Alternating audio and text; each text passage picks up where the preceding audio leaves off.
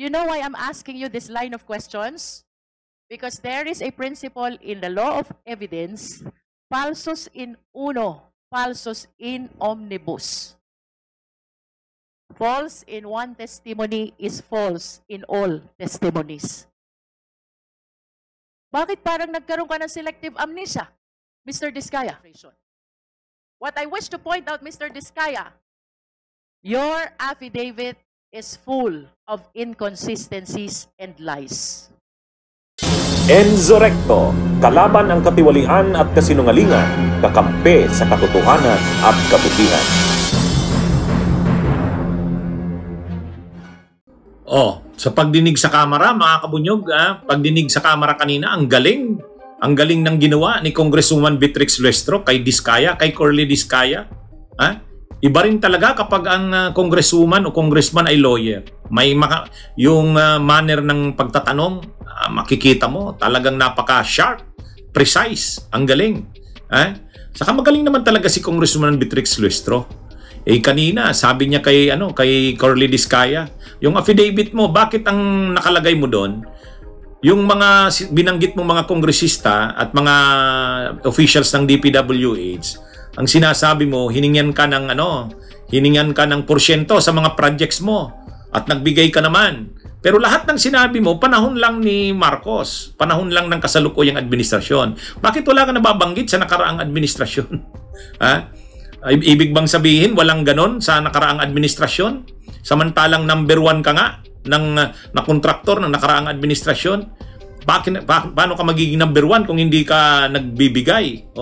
Sasabihin mo, sa panahon ng Marcos administration, nagbibigay ka sa nakaraang administrasyon, walang ganon. Sabi ni Diskaya, hindi, mayroon naman, kaya lang, hindi daw masyado mahigpit. Ba't hindi mo sinabi yan doon sa affidavit mo? Ang ibig sabihin yan, may sakit kang selective amnesia. Pili-pili mo lang yung sasabihin mo. Ibig sabihin, bias ka. Ang affidavit mo, full of inconsistencies and lies. Sabi ni, di ba? Ang tindi ng, na yan, observation na yan at statement ni Congressman Luestro. Paulit nga po, ulit ang tanong mo. May I be clarified first? Ano ho bang period of time or taon ang tinutukoy nyo when you executed this affidavit? Actually, ito pong affidavit ko na ito po ay related po sa programa po ni PBBM sa mga ghost project po. Kaya ko po ito... So if you are referring to the current administration, then this must be 2022 up to 2024 project, Mr. Diskaya. Tama ba yun? Yes po, Honor. Okay. So kaya mo natapos ang project is because nakipagkasundo ka sa mga taong pinangalanan mo sa affidavit mo? Hindi po ako nakipagkasundo, Your Honor. Napilitan lang po kami, Your Honor. Hindi po kami nakipagkasundo kasi ayaw po namin magbayad. Sa totoo lang, masarap po ang buhay namin. Mas malaki sana ang kikitain pa namin kung hindi po kami magbabayad. Ayaw po namin. Napilitan ka na makipagkasundo. Would that work for you? Yes. Wala po kami magawa, Your Honor. Okay. Hindi po kami nakipagkasundo pala, Your Honor. Napilitan lang talaga. Nevertheless, you were able to collect the payment for the contracts because you wish to believe dahil nag-submit ka dun sa mga requirement nila. Yes po, Your Honor. Okay. Tama bang sabihin na sa affidavit mo, you would like to implicate the lawmakers and the DPWH officials kung bakit nakakapag-implement ka ng project at nakakasingil ka? They are part of your business. Hindi po siya part ng aming business. Operation at least. Hindi rin po, Your Honor. So how do you consider that? Your Honor, talagang talagang pag nanalo na po kami sa bidding, public bidding po kasi yan, doon na po sila dumarating. Okay. So, what is clear, Mr. Diskaya? Hindi ka makakasingil kung wala sila. Do you agree to that? Yes po, Your Honor. Of course, because that is the content of your affidavit. Tama ba? Yes po, Your Honor. Kung wala sila, hindi ka makakasingil.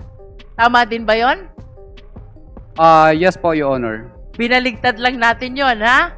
Ibig sabihin, para makasingil ka, dapat nandiyan sila. Tama? Tama, Your Honor. Okay. Now, I wish to show you a graph of the revenue which you earned during your past operations. Secretariat, please.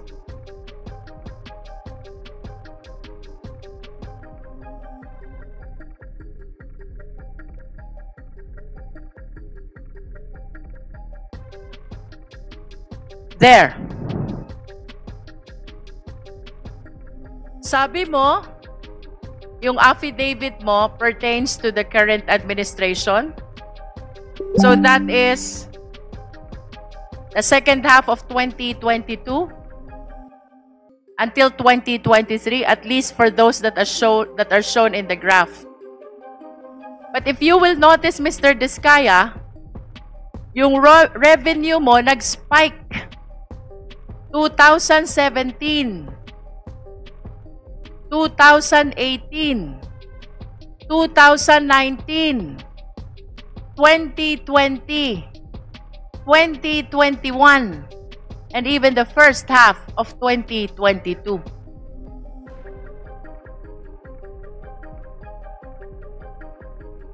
This only shows, Mr. Diskaya, that the revenue that you are generating during the former administration, 2016 to 2022, is bigger than the revenue that you are generating under the current administration. How can you explain this?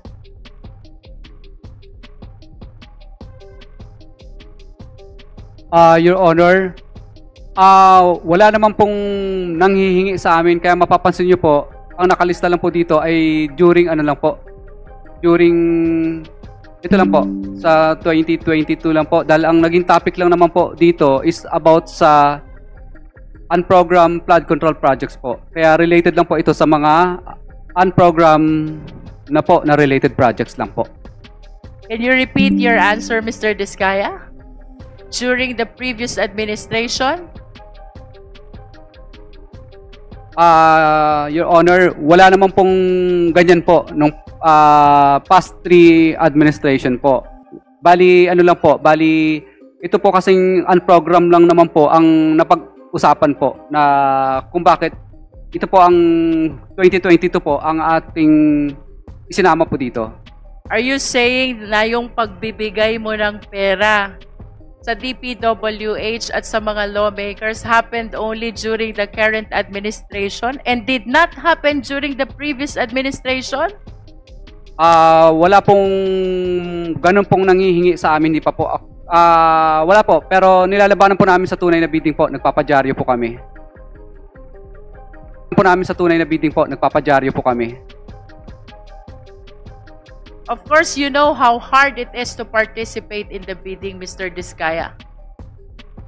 And it is impossible, improbable, if not impossible, that the reason why you generated bigger revenue from 2016 to 2022 is because what you experienced under the current administration did not happen during the previous administration, Mr. Diskaya.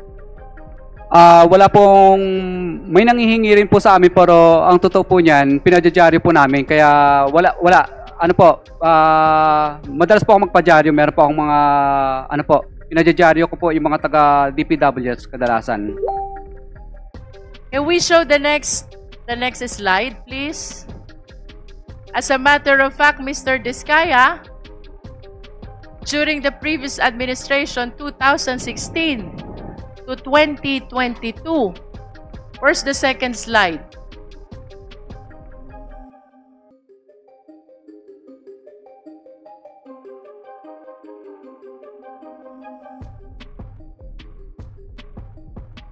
There.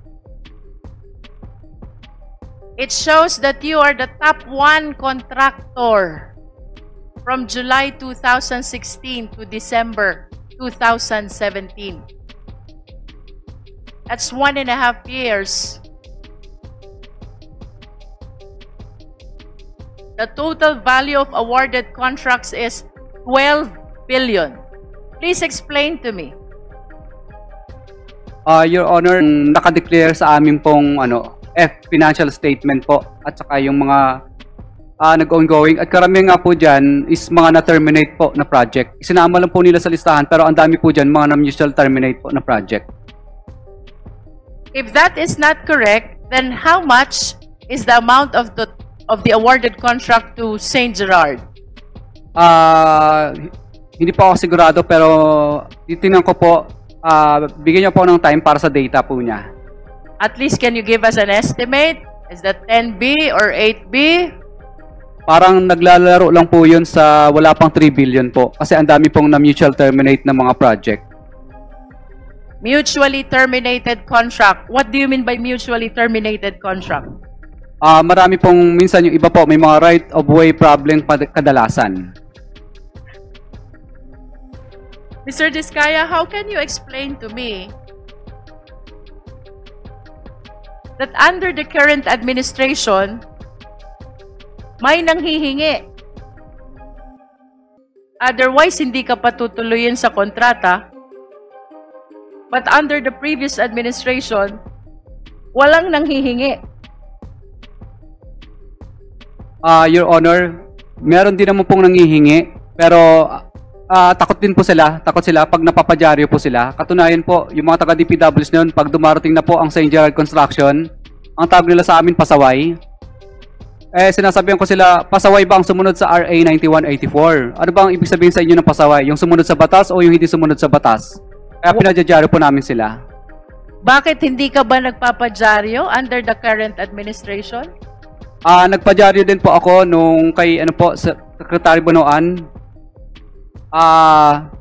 Papakuha ko lang po yung aking mga dyaryo. And may we know also sino ba yung mga ipinadyaryo mo during the last administration? Iba't ibang mga district po dito sa Pilipinas, saka Like mga how region many po. of them? Mga district engineer ba yan? Mga regional director ba yan? Can you please name names?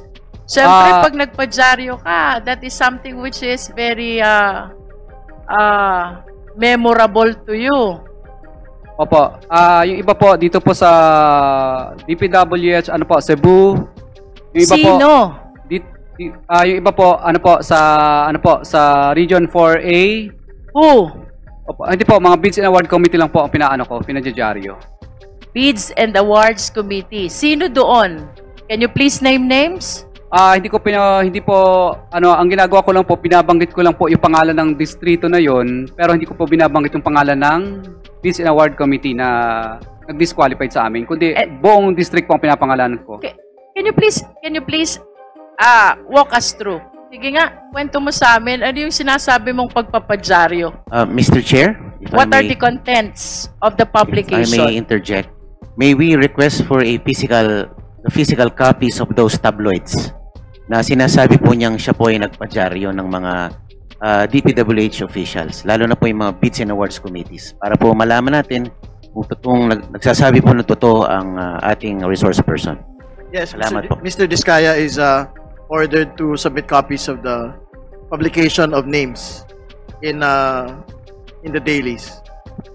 Yes po, Your Honor. Mr. Diskaya, kindly continue explaining anong meron sa current administration compared to the past administration, kung bakit, sabi mo, walang nanghihingi during the past administration. Your reason is, nagpapadyaryo ka noon. Ngayon ba, hindi ka nagpapadyaryo? Nagpapadyaryo din po, Your Honor. Pero balikan natin yung past. Ilang beses ka nagpadyaryo dun sa past administration? Marami din po. Sa bawat Can you please state the number? How many occasions na nagpadyaryo ka? Your Honor, marami-rami na rin po. Hindi ko na po masyadong maalala yung karamihan. Is it more than 10? More than 20? More than po, more than. More than 100? Hindi naman po. Your Honor, isasubmit ko na lang po yung mga na-recover ko But na give us an dyaryo. idea. Give us an idea. More than 20?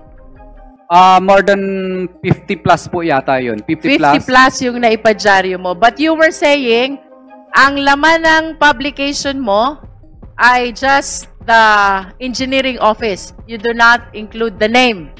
Can you please tell us? Dahil di ba nagpo-posting naman talaga kayo? Posting and bidding, during bidding, right? That's part of the requirement Yes po, under Your Honor. procurement law. Yes po, Your Honor. Anong laman ng publication pag pinadyaryo mo sila? Nasa front cover po lahat yung... What do you say? Anong nakalagay doon? Nakalagay po doon na yung pangalan po ng DPWs niyan na kami po ay disqualified sa bidding at humingi kami ng tulong kay Secretary Mark Villar dati noon. Humingi kami ng tulong kay Secretary Mercado rin po noon at humingi rin po kami ng tulong kay Secretary Punoan din po. Is it not really one of the consequences of participating in the bidding that you can possibly be disqualified because of some requirements?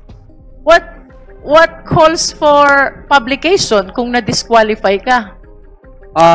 Your Honor, pag kami po ang nanalo sa bidding at pinipilit po kaming ipa-disqualify, doon lang po kami nagpapadyaryo. Pero pag hindi naman po kami nanalo sa bidding, hindi po kami nagpapadyaryo. Kasi talo naman talaga kami. And you honestly believe that that is the sole reason kung bakit yung na-experience mong panghihingi ngayon, ayon sa iyong salaysay, ay hindi mo na-experience noon? Yes po, Your Honor. Kasi That is the only reason? takot po sila pag nilalagay na po yung kanilang hatian doon sa dyaryo sa open letter. Is it not that dapat mas nagpadyaryo ka pa nga ngayon? Dahil sabi mo maraming nanghihingi sa'yo. Your Honor, kaya po ako naglakas loob na po ngayon na magsalita dahil kami po ay gustong tumulong po kay PBBM I understand, but prior to this time, Mr. Diskaya, kung noon, nasabi mo takot, palagi ka nagpapadyaryo, bakit hindi mo naisip yan? Why did you wait for the President to discover all the anomalous projects in Bulacan before you came out to the open? Your Honor, ilang beses po ako nagpadyaryo at nagsusumbong pa po ako kay Secretary Bonoan. Pero mapapansin niyo po sa open letter ko doon na parang hindi po pinapansin ni Secretary Bonoan yung dyaryo ko kasi tabloid lang ang dating. Chair? Yes, please. Quick interjection lang, Mr. Chair. Yes, please proceed. Yes. Siguro we have to put it on record that some of the Kongs that were mentioned were not part of the 19th Congress. And That is correct. to add lang, Mr. Chair, hindi ka naman magkakaroon ng disqualification kung nagko-comply ka. Thank you. Yun lang, Mr. Chair. Mr. Chair, I just want to manifest that I really find it unbelievable how a simple publication can change entirely this system that he is alleging. Dahil lang sa pagpapadyaryo, his allegation na may nanghihingi under the current administration is entirely absent during the past administration. Mr. Diskaya?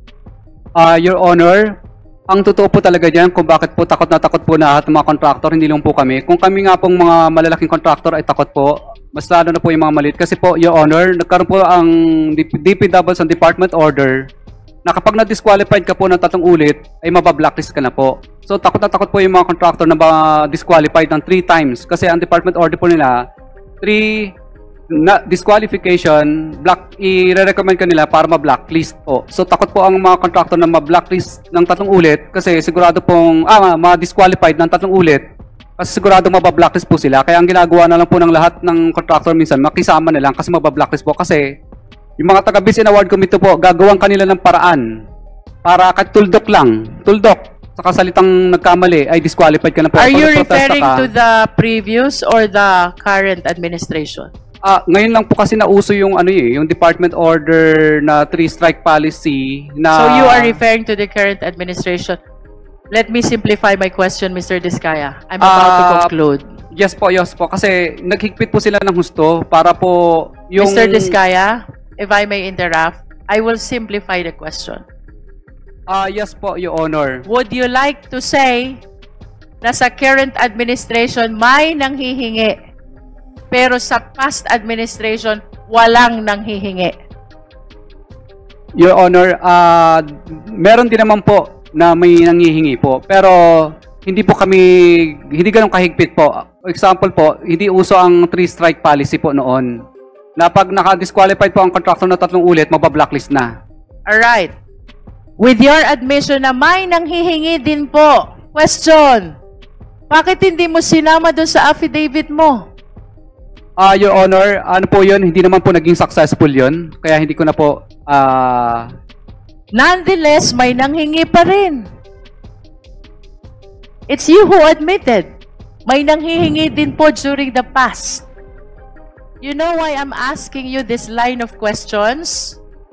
Because there is a principle in the law of evidence, falsus in uno, falsus in omnibus. False in one testimony is false in all testimonies. Bakit parang nagkaroon ka ng selective amnesia, Mr. Diskaya? Would you like us to believe na may nanghihingi during the current administration tapos walang nanghihingi during the past administration? How would you even explain that during the past administration, top 1 contractor ka from PCIG data, and yet you are claiming walang nanghihingi unlike during the current administration? What I wish to point out, Mr. Diskaya, your affidavit is full of inconsistencies and lies. Bunyog, bunyog, halikan na kasama ka. Bunyog, kapag buklod ay may pag-asa. Luzon, Visayas, Mindanao, isa ang pananaw. Sa bagong Pilipinas ang bunyog isisigaw. Bunyog,